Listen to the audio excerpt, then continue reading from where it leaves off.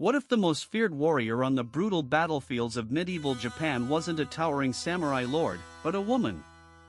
Tonight, you will discover the astonishing legend of Tomoe Gozen, Japan's greatest female warrior.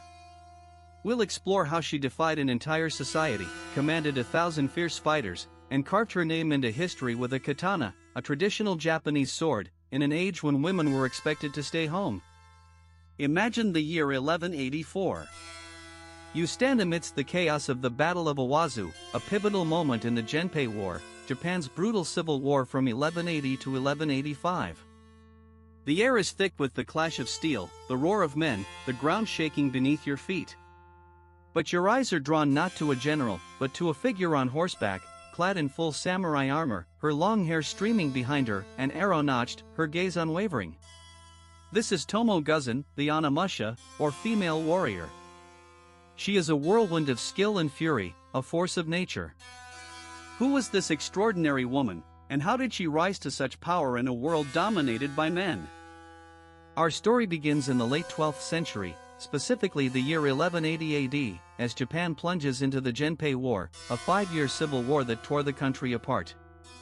Think of it like England's Wars of the Roses, but far bloodier and more widespread, with two powerful clans, the Taira and the Minamoto, locked in a desperate struggle for total control.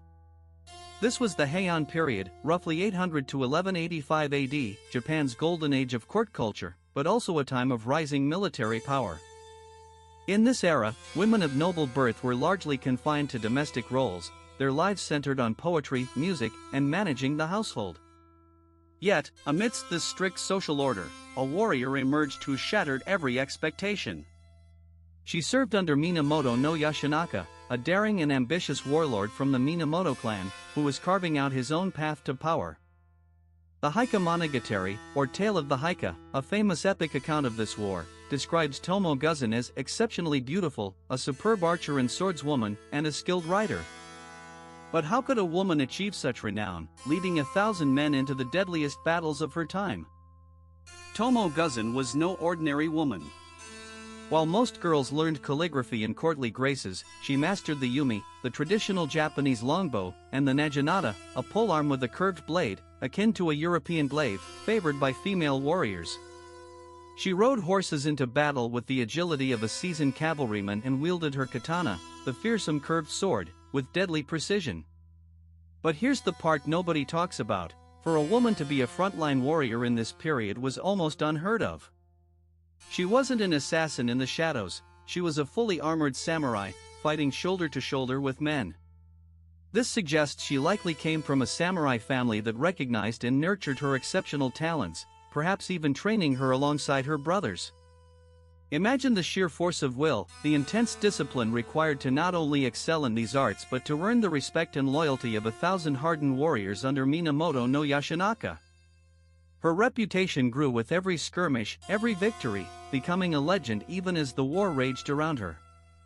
But with her lord's power peaking, a brutal test awaited her, a trial that would define her legacy. The year is 1184. Minamoto no Yashinaka's ambition had led him to Kyoto, the imperial capital, but his power was waning. His own cousin, Minamoto no Yoritomo, now saw him as a rival. Yashinaka's forces were cornered at the Battle of Owazu, vastly outnumbered, facing certain defeat. As his men fell around him, Tomoe Gozen remained. The Tale of the Heike describes her unwavering loyalty, her refusal to abandon her lord. In the midst of the chaos, a powerful enemy commander named Honda no Morishige, renowned for his strength, charged through the ranks. Tomoe Gozen met him head-on. She spurred her horse, engaged him in furious single combat, then, with a swift, powerful move, unhorsed him. She pinned him down. And with one decisive swing of her katana, she beheaded him, taking his head as a trophy before his allies could react. It was a feat of incredible strength and skill, a moment that cemented her legend. But as the battle turned into a rout, her lord, Yashinaka, faced a desperate choice. What final, agonizing command would he give his most trusted warrior? With only a handful of loyal men left, and his own death imminent, Minamoto no Yashinaka turned to Tomoe Gozen. He looked at her, perhaps with a mixture of pride and despair, and gave her an order that would challenge her loyalty and her very identity. He commanded her to flee. "I will die here," he said, "and it would be improper for me to die with a woman." To a samurai, death in battle alongside one's lord was the highest honor. But Yashinaka, perhaps out of a desire to protect her, or to preserve his own honor in a male-dominated world, denied her that final sacrifice. Tomoe Gozen obeyed. With one last, furious act, she rode into the remaining enemy ranks, took another trophy head, and vanished into the chaos. Her ultimate fate remains shrouded in mystery. Some accounts say she became a Buddhist nun, living out her days in quiet devotion. Others suggest she remarried and lived a long life. But the image that endures is of her, a solitary figure, riding away from a lost battle, her legend already growing, her name etched forever into the annals of Japanese history. She was denied a warrior's death, but in doing so, she gained an eternal life and legend.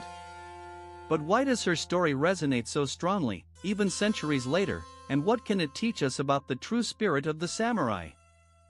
Tomoe Gozen's story is more than just a tale of a skilled fighter, it's a powerful testament to exceptional ability overcoming the strict gender roles of medieval Japanese society.